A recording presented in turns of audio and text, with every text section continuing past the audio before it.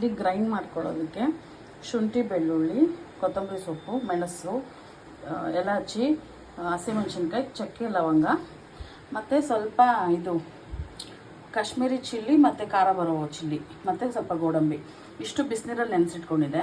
ಇವಾಗ ಇದು ಎರಡು ಗ್ರೈಂಡ್ ಮಾಡ್ಕೊಳ್ತೀನಿ. ಇದೇ ಆಯಿಲೇ ಇಟ್ಕೊಂಡಿದ್ದೀನಿ, ಇಷ್ಟಿದೆ, ರುಬ್ಬಿರೋದು ಹಿಂಗಾಗಿದೆ. ಇವಾಗ ಇದಕ್ಕೆ ಹಾಕ್ಕೊಳ್ಳೋಣ. ಸ್ವಲ್ಪ ಆಯಿಲ್ ಬಿಸಿ ಆಗಲಿ. ಸ್ವಲ್ಪ ಈರುಳ್ಳಿ ಇದ್ರೂ ಪರವಾಗಿಲ್ಲ. ಈ ಈರುಳ್ಳಿ ಫುಲ್ ತಣ್ಣಗಾಗಿದೆ. ಇದನ್ನ ಇವಾಗ ಈ ಮಸಾಲೆ ಹಾಕೊಂಡ್ಮೇಲೆ ಇದೇ ಜಾರಲ್ಲಿ ಹಾಕ್ಕೊಂಡು ಮೊಸರು ಜೊತೆ ರುಬ್ಬಬೇಕು. ಸೊ ಮಸಾಲೆ ಹಾಕ್ಕೊಳ್ತಾ ಇದ್ದೀನಿ ಈಗ. ಇವಾಗ ಇದೇ ಜಾರ್ಗೆ ಇದು ಆನಿಯನ್ ಹಾಕ್ಕೊಳ್ತಿದ್ದೀನಿ. ಹೀಗೆ ಮೊಸರು ಹಾಕ್ಕೊಂಡಿದ್ದೀನಿ. ಇನ್ನೊಂದು ಸ್ವಲ್ಪನೂ ಹಾಕ್ಕೊಂಡ್ಬಿಡ್ತೀನಿ. ಮೊಸರು ಹಾಕಿ ಚೆನ್ನಾಗಿ ರುಬ್ಬಿಡೋಣ. ಈರುಳ್ಳಿದು ಪೇಸ್ಟ್ ಆಗಿದೆ, ಅದು ಹಾಕ್ಬಿಡೋಣ.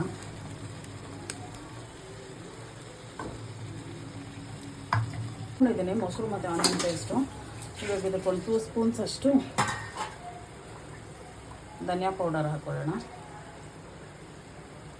ಸ್ವಲ್ಪ ಅರಿಶಿಣದ ಪುಡಿ, ಟೇಸ್ಟ್ ಅಕಾರ್ಡಿಂಗ್ ಸಾಲ್ಟ್. ನಾನು ಯಾಕಂದರೆ ಮಟನ್ ಬೇಯೋಕ್ಕೂ ಹಾಕಿದ್ದೀನಿ, ಸೊ ಅದಕ್ಕೆ ಟೇಸ್ಟ್ ಅಕಾರ್ಡಿಂಗ್ ಸಾಲ್ಟ್ ಹಾಕ್ಕೊಳ್ತೀನಿ.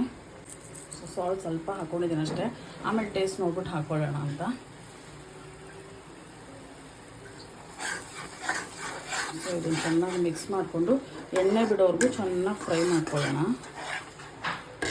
ಮಿಕ್ಸಿ ಜಾರಲ್ಲೂ ನೀರು ಹಾಕ್ಕೊಂಡಿದ್ದೀನಿ. ಇವಾಗ ಚೆನ್ನಾಗಿ ಕುಕ್ಕಾಗೋದು ಬಿಡೋಣ. ಇದು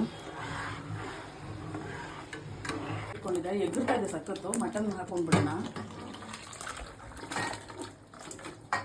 ಮಟನ್ ಹಾಕ್ಕೊಂಡು ಡ್ರೈ ಆಗೋವರೆಗೂ ಚೆನ್ನಾಗಿ ಫ್ರೈ ಮಾಡೋಣ.